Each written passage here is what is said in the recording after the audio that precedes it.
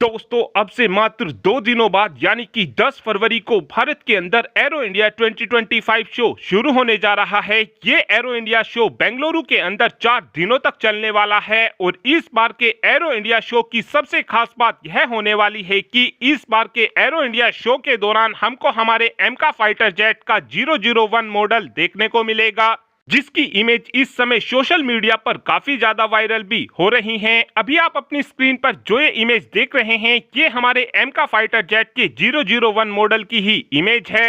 यहाँ पर एमका के 001 मॉडल का मतलब यह है कि जो हमारे एमका फाइटर जेट का एक्चुअल मॉडल होगा वो सेम टू सेम हमारे एमका के 001 मॉडल जैसा ही दिखाई देगा। यानी अब हमारे एमका फाइटर जेट के डिजाइन में जरा भी कोई बदलाव नहीं किए जाएंगे और एमका फाइटर जेट के इस 001 मॉडल को देखने के बाद ये बात तो पूरी तरीके से क्लियर हो चुकी है कि फिनिशिंग और डिजाइन के मामले में हमारा एमका फाइटर जेट बिल्कुल F-22 रैप्टर जैसा ही दिखाई देगा। इसीलिए मैं हमेशा से ये बात बोलता आया हूँ कि भले ही डीआरडीओ और एडीए को हमारे एमका फाइटर जेट को बनाने में थोड़ा समय ज्यादा लग रहा हो, लेकिन जो डीआरडीओ और एडीए की तरफ से ये वादा किया गया है कि हमारा एमका फाइटर जेट एक प्रॉपर स्टेल्थ फाइटर जेट होगा, तो वो एक्चुअल में एक प्रॉपर स्टेल्थ फाइटर जेट ही होगा। डीआरडीओ और एडीए की तरफ से जरा भी कुछ ऐसा नहीं किया जाएगा जो रशिया और चाइना ने अपने अपने स्टेल्थ फाइटर जेट के अंदर किया है। कहने को तो रशिया और चाइना इन दोनों ही देशों के पास स्टेल्थ फाइटर जेट मौजूद हैं, लेकिन इन दोनों में से किसी एक देश के पास भी एक प्रॉपर स्टेल्थ फाइटर जेट आज भी मौजूद नहीं है।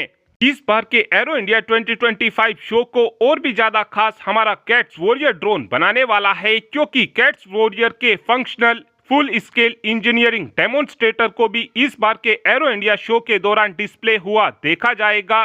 साथ में इस शो के दौरान हमको हमारे RUAV को भी डिस्प्ले किया जाएगा और जिस पवेलियन में हमको हमारे ये तीनों ही हथियार देखने को मिलेंगे, उस पवेलियन की theme fly of self reliance होने वाली है।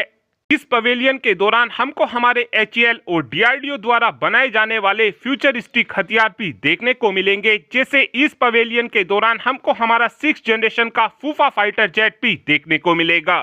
साथ में इस बार के एरो इंडिया शो के दौरान हमको ग्रिफिन E फाइटर जेट का एक सिमुलेटर भी देखने को मिलेगा और जो लोग भी एरो इंडिया 2025 शो को विजिट करेंगे वो लोग ग्रिफिन E फाइटर जेट को उड़ाने का अनुभव इसी सिमुलेटर के अंदर ले सकेंगे। साथ में एक अपडेट हमारी नेशनल एरोस्पेस लेबोरेटरी की सूडो सैटेलाइट को लेकर भी आया है, जहां पर इस समय बताया ये जा रहा है कि हमारी नेशनल एरोस्पेस लेबोरेटरी अपनी हैप्स यानी कि हाई अल्टीट्यूड प्लेटफॉर्म सिस्टम को बनाकर तैयार कर चुकी है। साल 2025 के अंत तक हमको हमारी इस हाई अल्टीट्यूड सूडो सैटेलाइट की फर्स्ट फ्लाई भी होते हुए दिखाई देगी।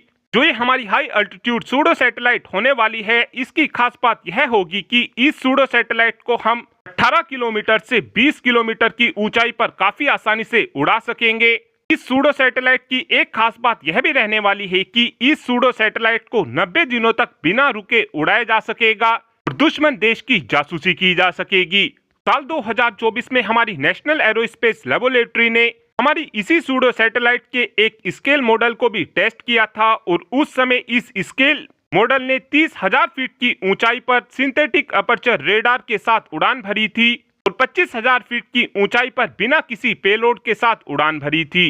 और अब जो हमारी ये एक्चुअल सूडो सैटेलाइट टेस्ट की जाएगी, इसके अंदर हमको gallium arsenide base solar panel देखने को मिलेंगे। इन सोलर पैनल की खास बात यह होगी कि ये नॉर्मल सोलर पैनल के मुकाबले ज्यादा तेजी से हमारी सूडो सैटेलाइट की बैटरी को चार्ज कर सकेंगे और इस सूडो सैटेलाइट के अंदर ऑटो पायलट सिस्टम भी होने वाला है।